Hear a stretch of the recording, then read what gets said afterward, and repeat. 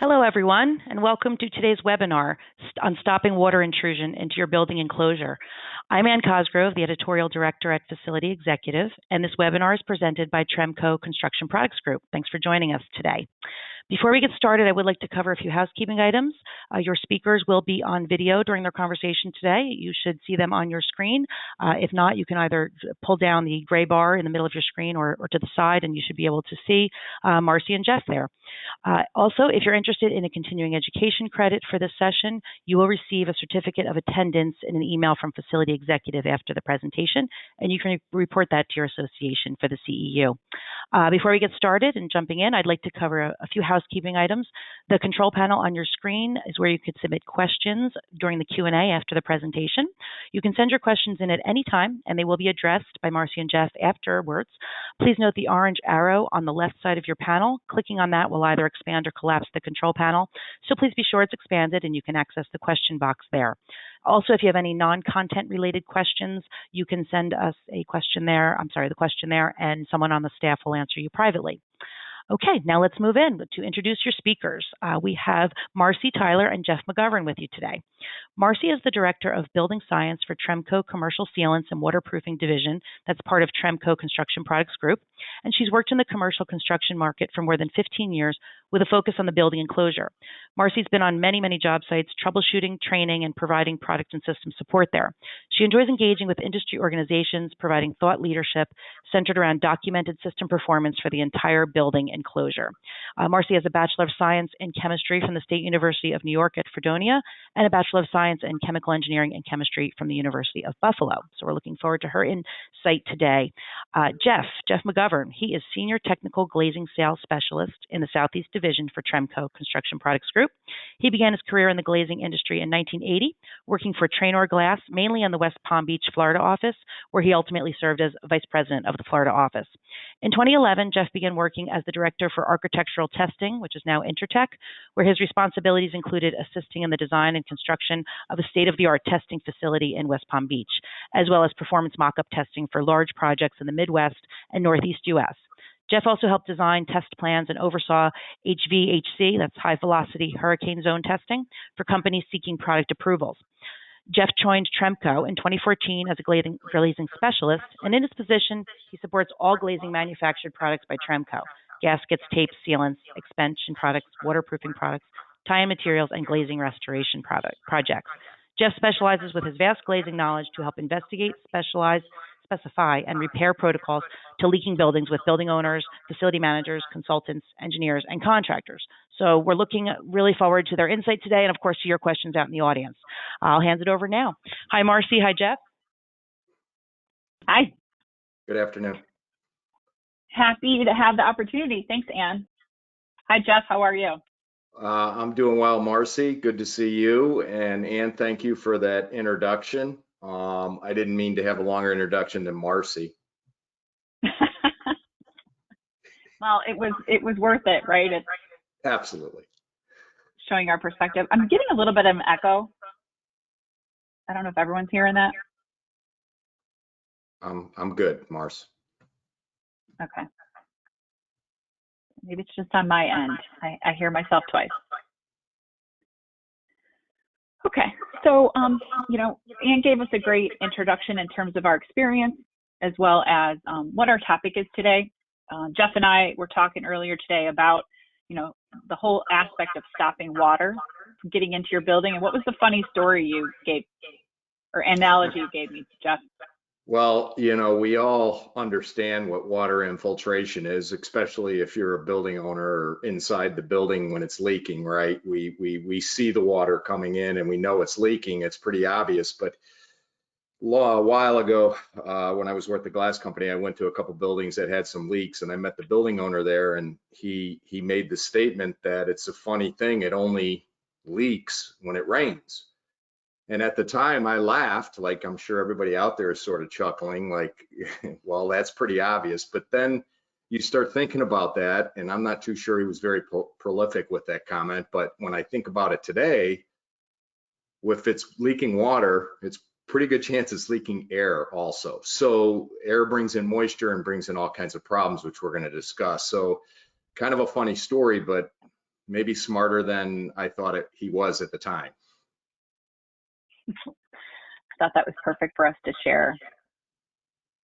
So, you know, as we start to go into these areas of these potential restoration, we'll call them opportunities, we wanted to kind of kick it off with the first polling question to kind of get an understanding as to where you might be in terms of needs for today. Okay, and we have that first poll question, and we'd like you all to select one or more of the following. And the question is, who has an existing leak in their enclosure? So are you experiencing that in any of your facilities now?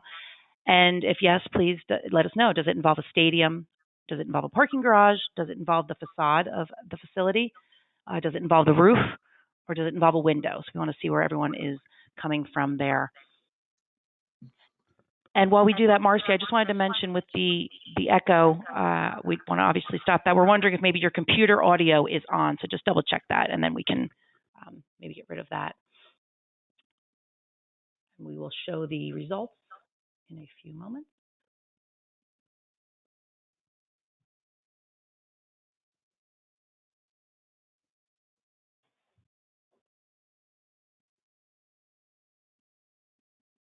Okay, so let's see. We'll put the results up, and 78% have a existing leak involving a roof, followed by 7% with the facade, 51% with a window, and followed by parking garage and stadium 1%.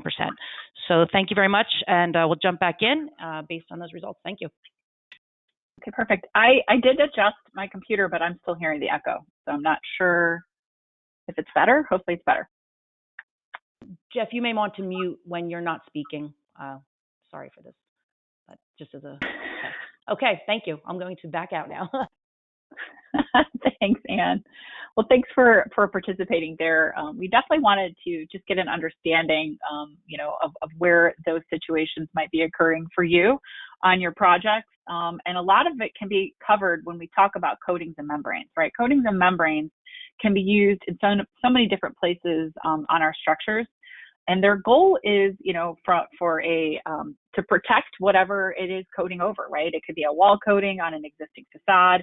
It could be some sort of traffic or vehicular coating on a concrete structure, or it could be a liquid applied roofing membrane that's going to be placed over maybe an existing roof that has lost its usefulness in terms of its ability to keep water out, right? So these membranes have come a long way. There's a lot of great new technologies that exist that can be utilized, you know, with warranties and wear warranties that can really extend, you know, the useful life of our structures, whether it be, like I said, a liquid applied roofing membrane that goes over an existing roof so you don't have to take that and send that out to the landfill, or the protection of concrete when we start to talk and look at those applications that occur in like on balconies, parking garages, and in different areas. So Jeff, when we or one of our team members goes out, they're going to be looking for different ways to identify what those conditions are and whether or not it's a restoration candidate. Talk to me a little bit about some of these things. Yeah, so, you know, some of the obvious things, you know, that we've all seen, right, when water gets inside of cracks in concrete or an expansion joint, you know, those areas are pretty visible, right? So it's sometimes leaks come from areas that aren't as visible, right? So, you know, we have ways of checking the decks and for cracks to see where the water could be coming from, because it doesn't always drip out of what's obvious, right? So, you know, there's usually means and methods for the corrections to improper installation usually. And you know, one of the keys is prep, right? And that we talk about that coming up, and it's usually resulting from poor prepping of the surface, which causes these problems. But there's also, right, wear and tear on the stuff itself, which is why it's important to use the correct technology, right? You don't want to use a coating that maybe lasts 5 years in an area that you need 20 years, right? So those kinds of things will help you out, but the identification is important. And I think, you know, we've talked as well, as we look at these projects, is, you know, maybe it's still whatever we're talking about here. Maybe that membrane is still waterproofing. It's still giving you that protection from water intrusion. But we also want to make sure that everyone understands there's still things we can add if you've lost some of the slip resistance, especially if we're talking about a coating and a walkway, right? You can add some additional slip resistance, maybe with the top coat. We also talked about wear. As the top coats or as those finish coats start wearing, we want to maybe potentially add some additional wear coats so that we can still continue to protect that waterproofing membrane and, of course, whatever it is that we're trying to protect with our coatings. So if we don't restore these products, we might end up having a bigger issue to deal with, right? Depending on what it is, if it's a roof, additional water could be continuing to get in, and wet insulation is not going to help you in terms of the thermal aspect of it, right? And concrete, we've seen many times where cracks in concrete that is unprotected could end up getting down to the rebar and then causing that rebar to be exposed, which could cause even more issues. So there's definitely a risk if we don't restore. So we want to be able to, as Jeff mentioned, identify what that potential issue is, really agree on what we're trying to do in terms of, do we need to get it back to being waterproof again, or are we looking for slip resistance or wear resistance? And then we kind of go from there. And what's great, depending on what we're looking at, we have options. And that's what you're going to notice throughout the things we go through today, is there's always options, right? So if we're just looking at coatings and membranes, there's what we call like a medium term product. Maybe it's a one coat product that's used for balconies or small, less trafficked areas. Then there's some other polyurethane technologies that are going to be for more of those vehicular areas. And then if we go all the way to that high term, and high term means lower maintenance, higher durability, higher warranty, those are going to be your Puma products if we're just looking at technologies. And what's great is those Puma products, they're going to be able to give you not only vehicular applications, they're going to give you the roofing applications and below grade applications as we look at waterproofing. And on top of it, especially if you're going to experience any type of traffic, these Puma technologies can give you really great extreme wear when we look at those solutions. So that's what we like to be able to do, is kind of sit down and talk to you about what your needs are. And what's interesting too is if you have a parking structure, for as an example, there's options where you can use different technologies if it's not going to be exposed to UV. So if it's underground or whatnot. So every time we sit with you, we talk through what your needs are, regardless of the application. We'll be able to dial into that specific product, as well as explain to you what that maintenance might look like. So it really can help you choose what's going to work best for you. Marcy, I'm sorry. Else? Marcy, it's Ann jumping in. We just had a query. Yeah. I didn't want to leave it till the end. What does Puma stand for? Oh, okay, perfect. So Puma is a technology. So if we look at polyurethane technologies, what your typical coatings would be. So those are, I guess I could say, just a more simple technology. They are great from a waterproofing perspective or a coating perspective, but they don't have the durability that Puma has. So Puma is a polyurethane methacrylate system. So it gives you the flexibility from the polyurethane, and then it gives you some of this durability that you get maybe more from, if you think of something more like an epoxy. So it gives you that extreme durability, but because we're adding polyurethane to it, it gives you some flexibility too. It's kind of a unique chemistry. And the other unique aspect of it is that the Puma technology itself, when you think of Puma, think of durability, think of things that set up super fast, and we'll kind of talk about that in some of our case studies. And then it also doesn't have the same restrictions that a polyurethane would be from a temperature. So it's pretty interesting. Pretty interesting technology that really opens up the opportunities for you. And as Jeff mentioned it too, when we're talking about installation, now this is just a couple pictures of what an installation would look like, but the surface prep is a key part of it. And that's where we would like to spend time, with you, depending on what once again, if it's a roof, if it's a parking structure, a stadium, any type of need for a coating. We'd like to sit with you and kind of understand what we're coating to, what kind of condition that existing surface is in. There's a variety of different tests we'll do. Specifically for what we're looking at here, there's a concrete surface profile we're looking for in that concrete to get a good bonding to. So we'll give all those recommendations, whether or not priming is needed to really prep that surface, what the aggregate needs to be. That's a discussion too, because that's really going to be your slip resistance, give you some wear resistance, and of course, what is that coating that's going to work best for you. Okay.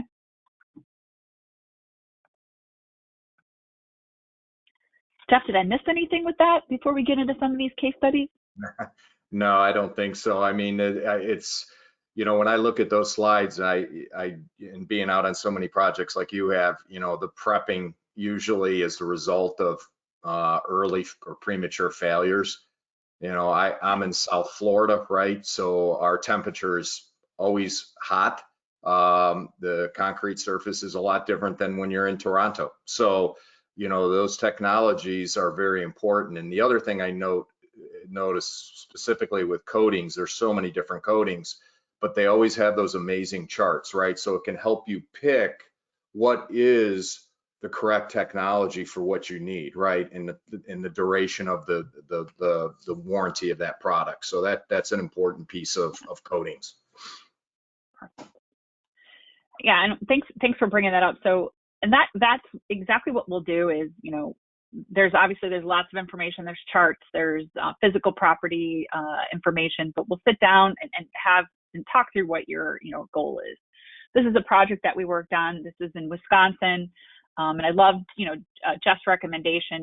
Different areas of the country are going to need different things based on not only what the application is, but also, what kind of climate and weather they are challenged with every day, especially when we're talking about a coating or for example, like a roof membrane. In this application here, we did choose to go with that polyurethane methacrylate solution, which is Puma, even though what we were doing was a pedestrian application. And the reason was, they had a restriction from a turnaround time. So we're talking about getting your detailing done, your base coat and your finish coat all done in one day. And if you don't want to shut anything down, this is going to be the solution for you. So quick turnaround time. And then you've got the durability, especially in a high wear, even pedestrian traffic situation, it's absolutely going to help you out. So any type of walkway, pedestrian area, this Puma technology can be used. But if you're not looking at those attributes about the quick turnaround time or high durability or even temperature, being able to apply in the cold, we'll talk to you about other options as well, how you can utilize maybe something like the polyurethane option. This next example, we always like to just kind of highlight different things. This is a parking garage. And this parking garage is also on our Tremco YouTube channel if you want to see the specifics about this. So that's what's highlighted there in the middle there in the yellow. It's a great parking garage application where they got it all done. They started the work at 8 and they finished at 5. So that's Puma. If you were using polyurethane, we'd have you shut down that parking garage for a couple days. So what we're seeing as well is the drive lanes, the turn radiuses, the ticket spitters, things that are high wear also gets used with Puma. So you got that durability. And then sometimes what they do in some of those parking lanes or in those areas, maybe you can shut down for a while, then they can go ahead and use the other technology, which is just the straight polyurethane. So just to kind of throw those out there, there's always options. This next challenge is something that Jeff used to see when he lived in Chicago, not only the snow, but also the Chicago O'Hare Airport is pictured here. So this is why they chose Puma here, because that's snow in the background and they needed to continue to work in cold temperatures. So it worked great for them for that reason. So Jeff, I know you probably miss the snow, don't you, living in Florida?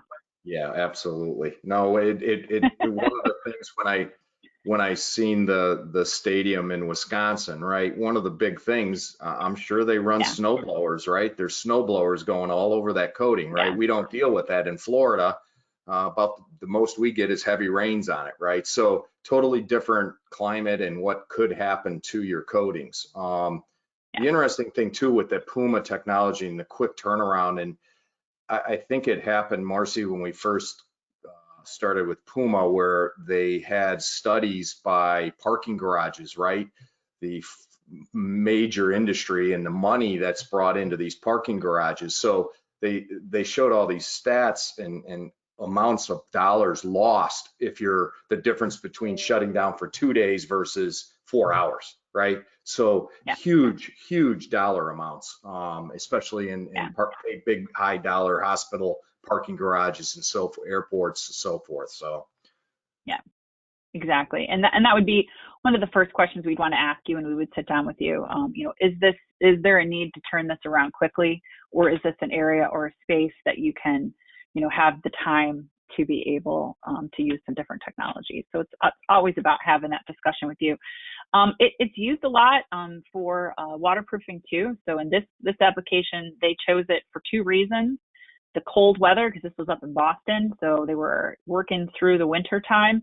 And this is what we call a between slab application. So you probably wouldn't see this very often in you know, for what you guys are looking at, but it's just from a durability perspective, helicopters can land on it. That's how durable it is.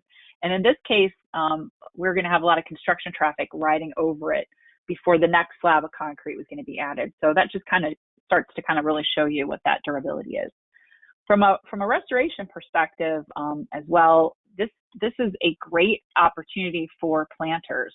Now, we have a lot of options for you when you look at planters, but this is the same thing that we would do with you, is we'd have a conversation about, are these planters, you know, what size are they? What kind of growing medium going in there? What kind of vegetation are you using?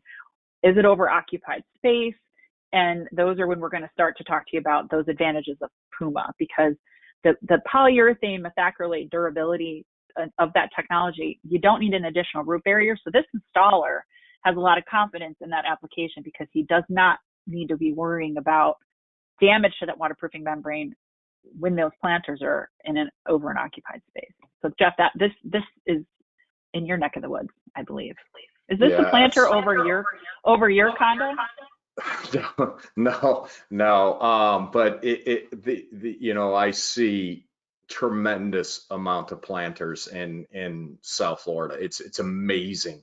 And sometimes they're no wider than 1.5 feet wide, you know, just small. And so the waterproofing of them is hugely important. A lot of them are over occupied space, right? So it becomes very important to waterproof those properly, you know. And that's like, these are pretty large planters, but you're right. The smaller they are, the more difficult they might be to get things right. So this is a fluid applied application. You're now not worrying about how good your root barrier placement is, because this material on its own is so durable that you don't need it in this application. But you know, there is some other things we recommend in terms of drainage, but that's once again something we can talk through that's specifically related to these types of coatings and membranes. We are going to pop over to another segment, and it's something that you probably see, or I know you see every day, different types of sealant or caulk joints all over your buildings, right? So they could be interior, exterior, you know, in your atrium areas, up the wall, you know, all over the place. They could be metal joinery. So anywhere you've got a sealant or a caulking that's connecting 2 different areas, that's what this section is all about. So we got a couple pictures there, which basically shows us some restoration opportunities. And same thing as we did before with the coatings, we're going to talk to you about what options we have. So once again, you know, Jeff, I know you get involved in a lot more of the glazing aspect, but I know when you're looking at glazing, you're also looking at some sealant options as well. Yeah. So, you know, real quick on sealants, right? We've got, just to simplify things, there's kind of 2 technologies, one's urethane and one's silicone. The urethanes usually carry 10-year warranties, silicone 20 years plus, right? But the product is only as good as what it's stuck to. And if it doesn't stick to that, then we obviously have problems. It doesn't matter that the silicone lasted 20 years. And that previous slide Marcy had up, you could see building movement that just split apart whatever was there, whether it was an expansion joint, a caulk joint, a silicone overlay. The one in the bottom there, you can see obviously that split apart whatever was there, right? And that's just a pre-foam, a pre-compressed foam tape expansion joint material that didn't stick. So, you know, adhesion is the first thing you need to look at, right? I mean, you're going to look at again, let's use the right technology. both urethanes and silicones would work similarly. One's going to last a little bit longer than the other, but we need to understand that it's going to adhere, right? And compatibility is not adhesion, right? So they're kind of two different things. I get a lot of phone calls saying, hey, is this compatible with this? Is this silicone compatible with this air barrier? And they really mean, does it stick to it, right? Compatibility could be your Teflon pan with an egg in it. The egg and the Teflon pan are compatible, right?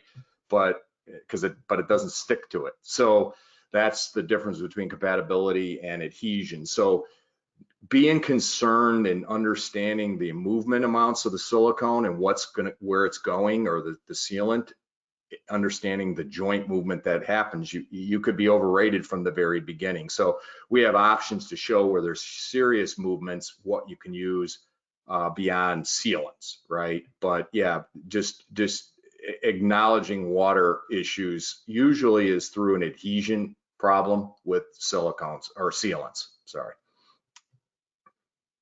And thanks for explaining that. See, Jeff, you're bringing all the stories. I've never used the egg and the Teflon pan before. That's a great description of what we're talking about, because we always want to make sure we look at both, right? Adhesion and compatibility are critical. So I know, my house, Jeff's house, every building we work, live, and get educated in, whatever it might be, has sealant joints all over it. So what we wanted to do now, before we get into some of these options that we still consider are sealant options, but they're either pre-cured or pre-compressed foam tape options that include sealant technologies, we wanted to send out our second poll just to try to get an understanding of, if you're having a joint issue, what's going on here. Okay, thank you, Marcy. So yes, you should all see your poll on the screen there, and we just ask you to, again, put in your input with your experience.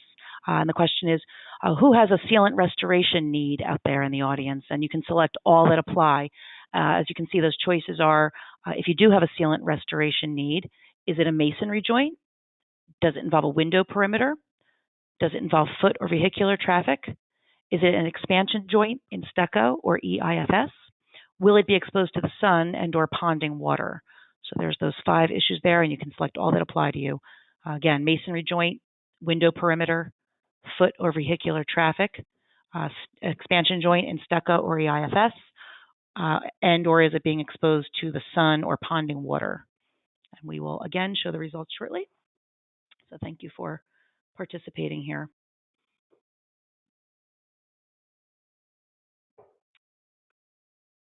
Okay, so we will show those results now, and let's see, 67%, 3 contenders here in the lead.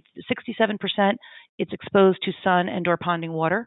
60% of our audience said it is a masonry joint, followed 59% window perimeter, 40% stucco or EIFS, and 30% involving foot or vehicular traffic. So thanks again, really appreciate your input, and I'll hand it back over. Yeah, I'd like to say something there, Marcy. Pretty interesting, the Sure. percentages there, because obviously people clicked more than one answer, right? Which you were allowed to, but it really shows that there's more than one issue on your building, right? It has sealant or seal issues kind of all over, right? So, and what wasn't on there, it was window perimeters, but the glazing system itself too, which we're gonna get into some solutions with that. But very interesting, the amount of percentages throughout those answers. Yeah, and I think, Jeff, you probably could tell, based on those questions, those are the kind of questions we ask, or that's the kind of information you would give us, and that's what helps us dial in to what's going to make sense. Jeff mentioned earlier, we look at kind of 2 basic technologies. You got silicones, you got urethanes. There's kind of hybrids of those and different versions of them, but it really does come down to those installation questions where we would kind of walk you through what's going to make most sense. And just from like a general rule of thumb, if you got ponding water or foot traffic applications, you're generally not going to use a silicone there, right? You're going to use something like a urethane technology.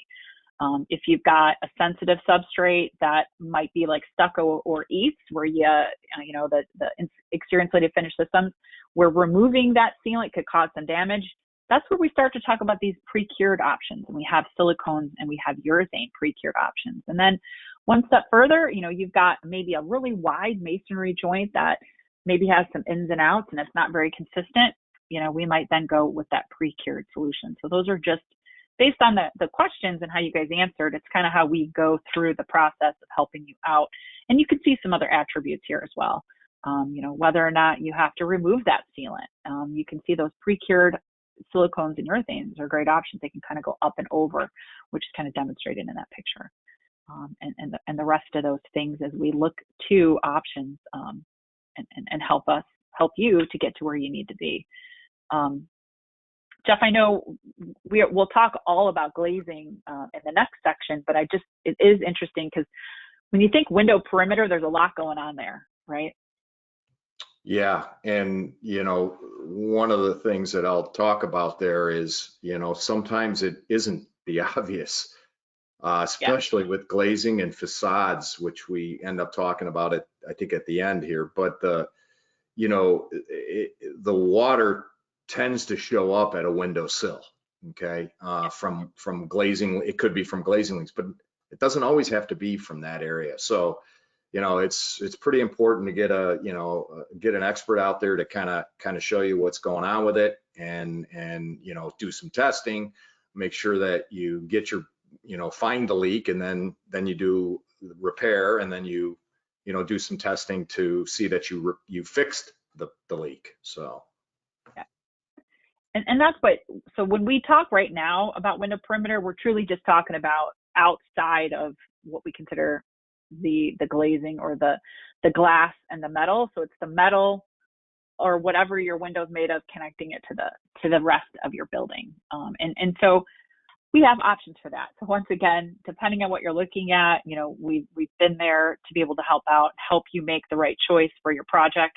This is just showing that for this one, they did a tear out and a recaulk on the left, and on the right, they ended up doing what we call a pre-cured simple solution, which is a silicone option to go over it. So once again, depending on what you're looking at, that might be the best one for you. We also showed it with stucco, or in this case, an EIFS panel joint. So both sealant and this pre-cured silicone would work, but it's going to depend on a couple other variables that you might have that we can help you out with.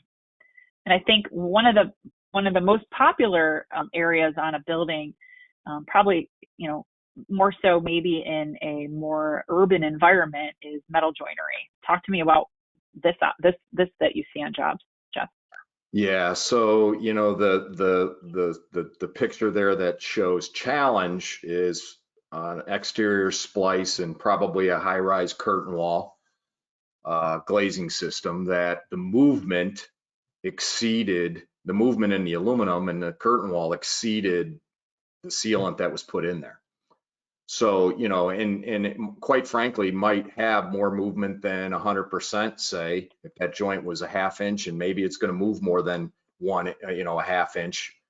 That would overstress almost all sealants, right? So you have a situation where the best option for this wasn't caulking this. It would have been to the right, where the solution is showing, a pre-cured silicone strip, like Marcy just mentioned, a molded part that could be made out of silicone, which will have a tremendous amount more movement capability to it.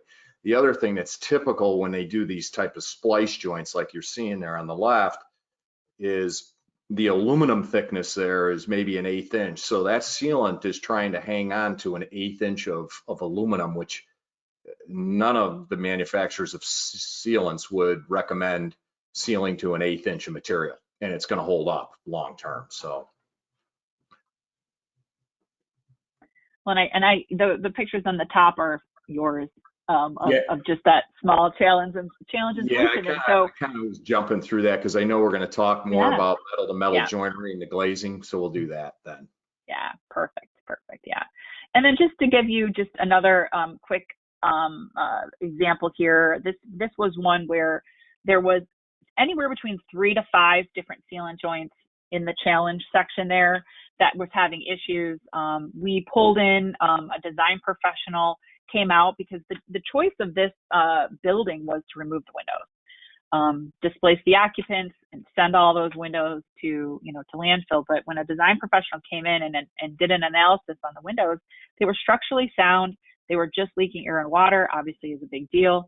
And working with us, we came up with a solution. And there's another little embedded video there. So once again, on our YouTube channel, Point of France is this video if you want to see how we were able to dramatically reduce what was going to be happening here on this project and not make any of the occupants have to leave the building. So a great Marcy, if you could just grab your cursor Sure. and point to the Challenger and just point out like the 1, 2, 3, 4 different rows of sealant that would be going on there, which obviously you could do that, right? But it sort of becomes very unsightly, number one, and it may be an issue where you don't have enough material contact to put the sealant in. So the solution below it, which is the pre-cured silicone strip, completely covering it all, right? Just takes all those seams and joints out of the play. So that's the interesting thing with this building. Very, very unique design and worked very well on this project for sure. And we wanted to also give, one more solution depending on what you're looking at for this one. This is underneath the stadium. So we're looking at that stadium. This is the University of Notre Dame. Underneath all those stands is occupied space, right? There's concession stands, there's locker rooms, there's some classrooms. So it's usable space, constantly leaking on all its expansion joints. And they wanted a solution that they could utilize and really get that stadium area to be back to being air and water tight. So a great collaboration work that was done here to give us that solution. So in this case, we use that pre-compressed solution. So walked you through a couple different things. We've always got sealants as an option, depending on, what you're looking at. We'll help you walk through the technology. We've got those pre-cured solutions that can work great, especially if you're going over a couple different sealant joints. And then last but not least is this pre-compressed solution.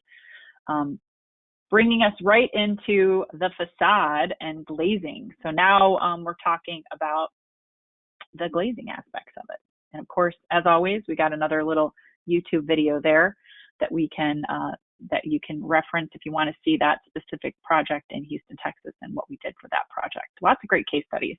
But Jeff, talk to me about our restoration candidates that are all over.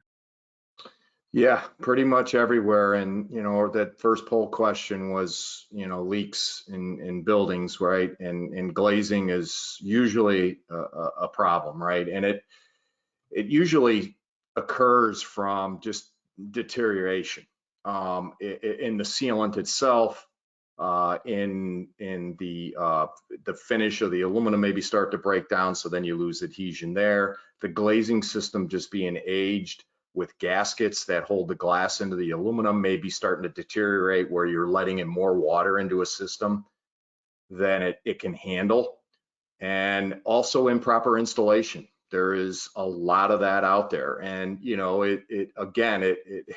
it's sort of only leaking when it rains, right? And if you're in Arizona, you probably don't worry about it, but maybe a couple times a year, versus here in South Florida, you may be seeing it every afternoon. So, there's deterioration of these products and these glazing systems that break down, that they need to be repaired. They need to be replaced. They need to be, remedied to stop it. Sometimes it is just aesthetics, right? We have products that we do for aesthetic purposes only and renovation. So just a myriad of issues happen in glazing systems. I know that because I installed them for many, many years, that it's hard to keep water out of them. And I'm sure most people on this call that work in buildings or have these buildings, they have glazing problems. And I think what we want to be able to do is, obviously, if you need to do a full replacement, then that's the option that you need to go with. But we want to always make sure that people understand that there's other solutions before we get to that point.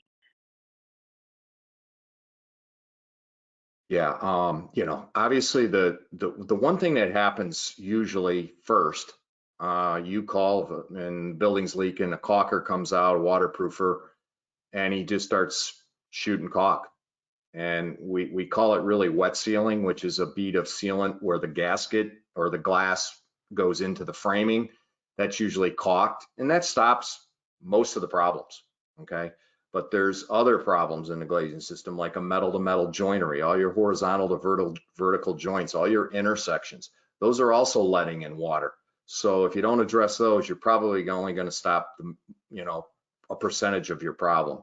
We talked about pre-cured silicone sheets. They work great over panel to panel joinery outside on eaves buildings or precast buildings, but they also work well over metal to metal joinery, right? That it's a tight joint, and just smearing a very thin layer of sealant over it doesn't necessarily correct the problem. The third option there is a restoration overlay, which is literally a custom designed silicone extrusion to completely encapsulate the glazing system, mainly used in skylights. It's a great repair for skylights that are leaking, because usually up on skylights, the amount of repair over the years that's been attempted is incredible. Between roofing contractors being up there, waterproofers being up there, maintenance guys that think they're waterproofers are trying to put anything they can over to stop it, and you end up building up all these products that they don't do the job anyway, because it really needs to be cut out, removed. These overlays are a great option for covering up all that intersection. They're made of silicone. They will last for a very long time. They don't lose their color, right? You can color them because they are silicone. And then ultimately glass gasket replacement. Sometimes buildings just need the gasket replaced and new perimeter caulk on it, and you're good to go, right? So many options and are solutions for these glazing leaks.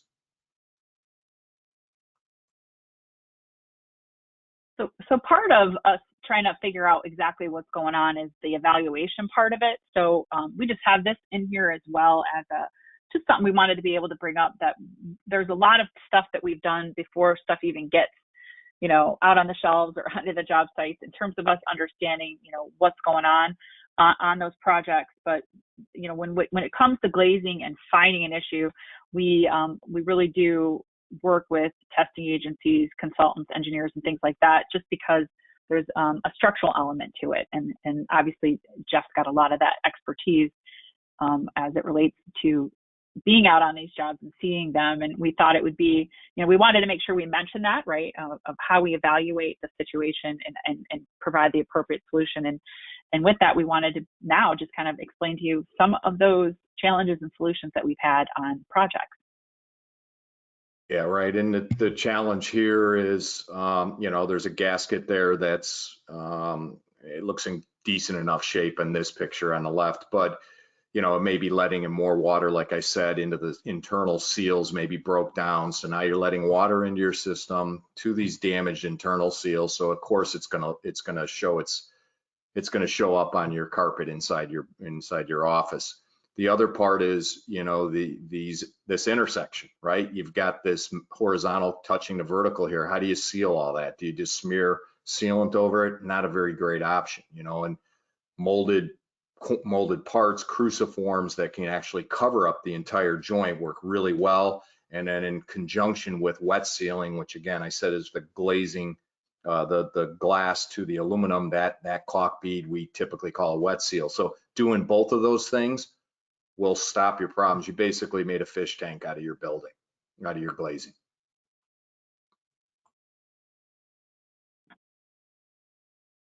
This next one, I think our friend up there, Ryan, up in Edmonton, found this opportunity because he was walking around this huge mall and he just saw buckets underneath all the skylights. Yeah, skylights are, I spend a lot of time with skylight restoration, and they're a big problem. They take a huge beating. They're constantly in UV. They have a lot of movement to them. Seals break.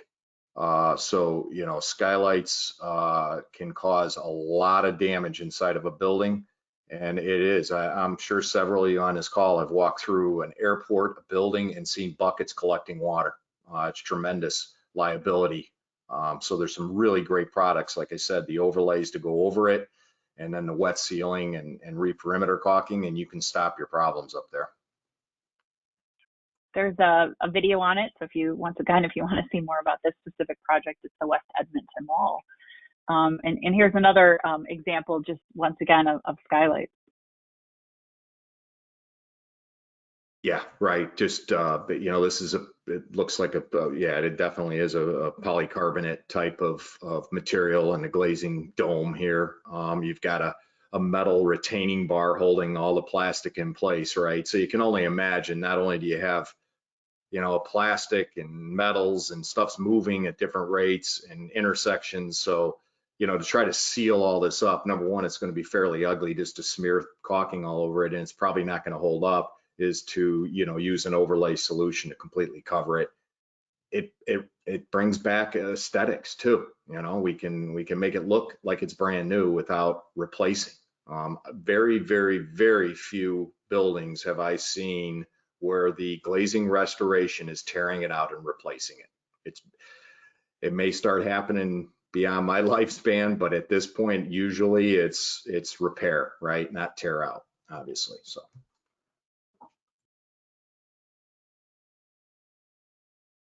Yeah, sorry. So yeah, there's just a close up of the actual piece going over all of the aluminum that's there and then caulking it to both sides, right? This one is my favorite just because of the color that we were, aesthetics, huge, air and water tight, but being able to match whatever it is that you have on your project is a key part of it. And then replacement if need be, on this Columbia Law Library that was built in 1891, where they used putty as the glazing. Right, and this was actually one that they did replace, right? The glass itself, they left the frames that were there, it probably were steel, right? And then putty set, which was a old glazing technique to hold the glass in place. So they changed the glass, and in this case, the solution was to use a silicone extrusion to make it look like the putty, basically. And it actually looks quite good. And just because they're always such an interesting case study. This is another one. This is in North Carolina. It's another case study where the installers said they were just constantly chasing leaks all around this building. So every time it rained, chasing leaks around this building, they were able to use a combination of solutions. So that flexible silicone pre-cured solution and the restoration overlay to give you a great solution here. And then this one, Jeff, this one is one that we replaced the gaskets 35 years after we originally had them on this job. So it's a pretty cool case study as well. Yeah, I just had one of those also, Marcy. It wasn't a Bank of America in Orlando. That same thing. We had original design dies of the gaskets, but they completely redid a 40-story tower that's been there for about 40 years. So most of these glazing systems, especially in high-rise buildings, a lot of them were done in the 70s and 80s.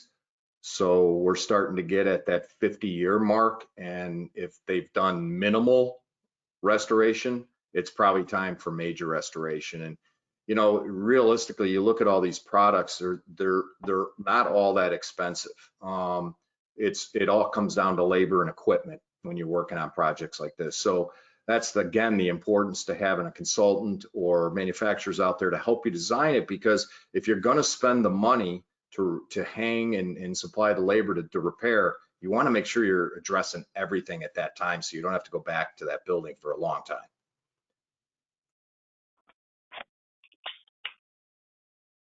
Time for me to get new earbuds. They keep dying too quickly. And we just wanted to round out today with the facade. And I think it's interesting because now we've got, we started with different types of horizontal surfaces, different options there. Then we went through the sealants, which you can see all over our buildings. We started to talk about the window, but a lot of times what we're dealing with is actually within the facade itself. And I think Jeff, you gave me a great analogy earlier today as well about, everyone always looks to the window when maybe it's not the window. Yeah, a lot of times that water, like I said, shows up at the windowsill just because it's the low point of the window, and you may have cracks in the wall that funnel their way over to that big opening, and then being an old glass guy, we were the first ones to get called on the buildings, right? And a lot of times those, not a lot, but some of those times the leaks are not in the window itself or the perimeter of it. It could be in the wall, it could be an expansion joint. Here you've got a ledge or a shelf that's going around. That could be the area. Parapet caps, the roof, expansion joints. I think I said that. But those areas all need to be looked at around the windows, because you hire the waterproofing guy to come out and caulk your whole building, all the windows, and all of a sudden you still got the same problem, right? So it's very important to look at the facade as a whole. And yep, as a whole, and as we look through things, and we'll be there for you to kind of walk through. There's options as well for your facade. So there's options if you want to do different types of coatings or sealers on the exterior, or if you want to go with a whole exterior insulated finish system to really change the appearance, or even panelized solutions. So there's lots of different ways that we can come up with solutions. And what we're generally getting or giving you when we start to look at the facade and some of these other solutions is giving you some more additional insulation, or some, that thermal aspect, or that water barrier drainage plane. And we evaluate a lot of those too. So just to kind of give you that peace of mind that, once again, whatever solution we're giving you, it's been vetted out, it's been tested for air, water, and of course, that thermal aspect. What I really like is a lot of what we talked about so far, is different parts of that structure. You can give an entire new look to some of these buildings depending on what your goals are, and at the same time getting them back to being air and water tight. So we're just going to go through a couple of these options as we look to ways that you can completely change the look of your facade, or if you're adding a new building to an existing campus, we can take these exterior insulated finish systems and really make them look like the rest of the buildings on your campus. If you want it to look like stucco, we can do that. Here's just another snapshot of a variety of different ways that we can mimic whatever that design criteria is to give an existing building a whole new look. Whether you want it to look like brick, look like marble, stone, metal, even wood. Couple of quick examples here.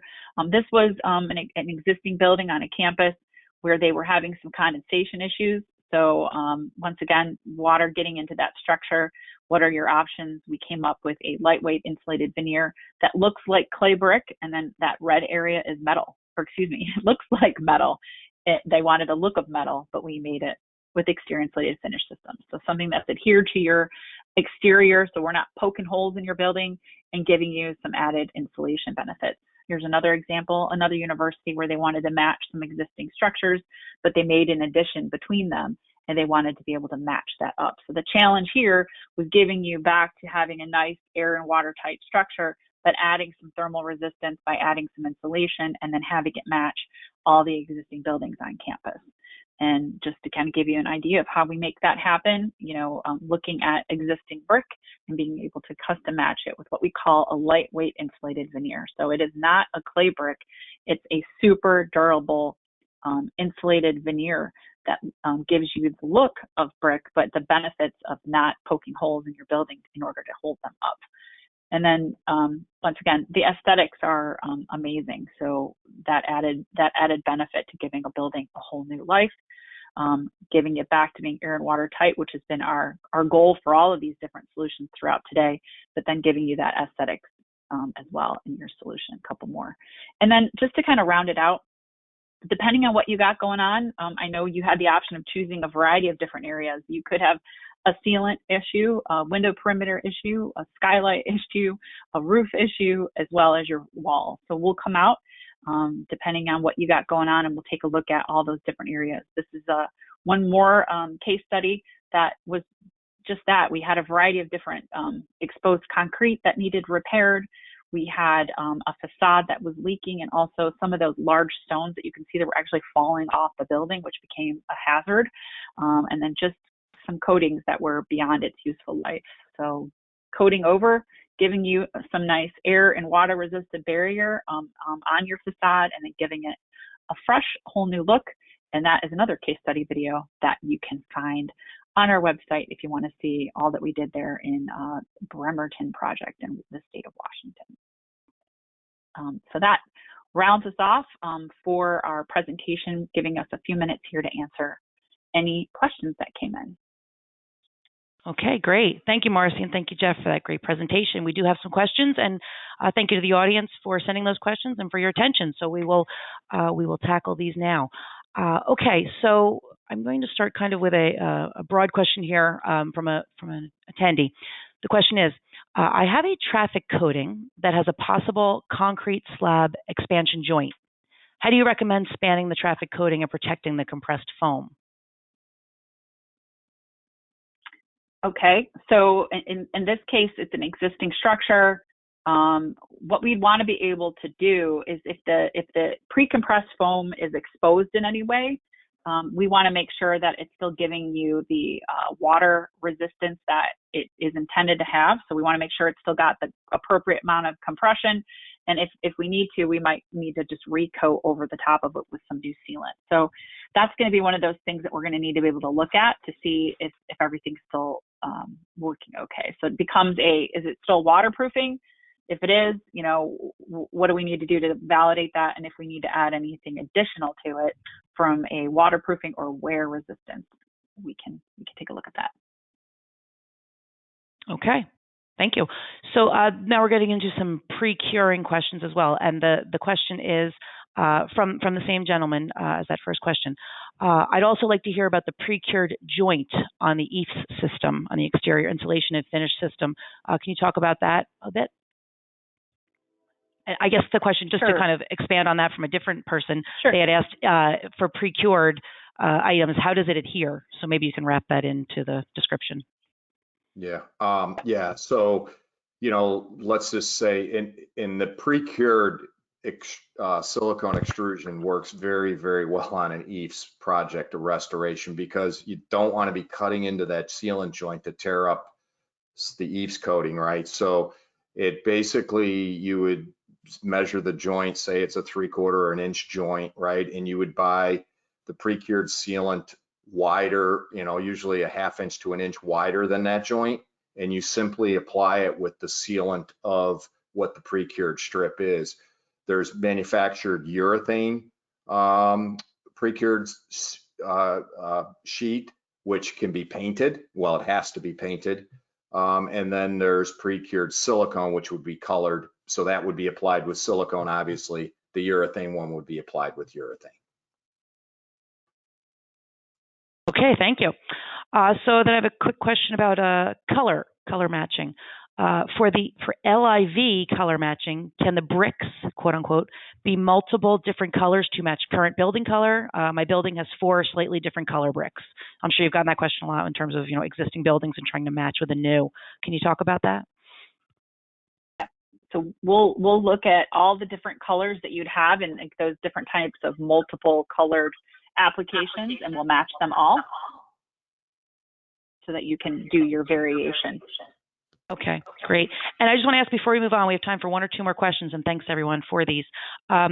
Marcy, could you please put up, I believe there's a slide with your and Jeff's contact info. We're getting just a few queries about that, so to have that up might be helpful, if you don't mind. Or we can send it out after if it's not available. I don't know if it was in the opening information from the webinar. I think I don't have it within this presentation. I don't think. Okay, well then everyone out there on the call, we will. Here's mine. Here, let me put it back up. Sorry. Well, we'll wait for that, and yeah, I'll go. I'm sorry to put you on the spot there. We can certainly send it out after. There you go. And we'll also have Jeff's contact info as well. Okay, so let's see. I actually want to touch on this. We have time for maybe 1 or 2 questions.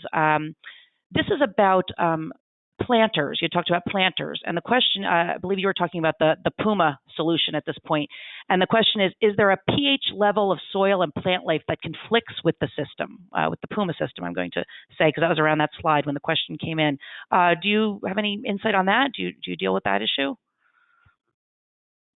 So when we're looking at different types of pH or even just different types of chemical resistance, that's another attribute that Puma provides. So it is very, very resistant to obviously what you're looking at from a planter perspective or, different types of chemical interactions. So what we would do for that is we'd actually look to see what your specific needs are from a pH perspective, or like I said, if you were it was going to come in contact with any type of chemical, and we would give you a specific, letter based on what we've done in terms of chemical resistance. So, but and just knowing its durability and its ability to, perform long term in lots of different conditions, I don't see that there would be an issue with that. But that's why we're here with you, to give you a specific recommendation based on that. So I just want to make sure that if there was an issue, that we could address it specifically for that project. Great. Thank you. Thank you so much. And we have time for one last question. And if any of your questions were not addressed, please be assured that Marcy and or Jeff will address them offline. One more question. Let's see. And this is about skylights. So the question is, I have several skylights in my facility that are leaking. And I know this is even residential, I know this is an issue sometimes. So what would be the next steps for skylights that are leaking? Jeff or Marcy, what would you recommend quickly? And then we will close it out. Thank you. Yeah, depending on where it's at, I mean, I actually will give you my email address. You can reach out to me. If it isn't myself coming and investigate it, it would be another sales person, but basically coming out, assessing it, looking at the options. Most skylight repair is an overlay. Okay, we have a bunch of extrusions, or we custom make the extrusion. Chances are we probably have something that works. And like I said, it's basically a clean and then install this and caulk it back in with silicone, and it does a really good job with skylights. So just, I guess, reach out to me and I'll take it from there. Okay, great.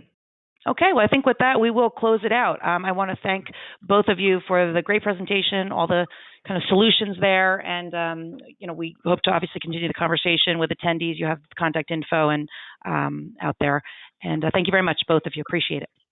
Thank you. Absolutely. Thanks. And thank you to Tremco Construction Products Group for sponsoring the webinar today and bringing us all this great information, and of course to our audience. Please note that a recording from today's session will be made available on our magazine's website shortly. That's facilityexecutive.com. And you can also view this presentation on demand in addition to many AIA-approved courses via the continuing education page on Tremco's website. You can visit tremcosealants.com. Thank you very much. Have a good rest of your day, everyone. Bye-bye.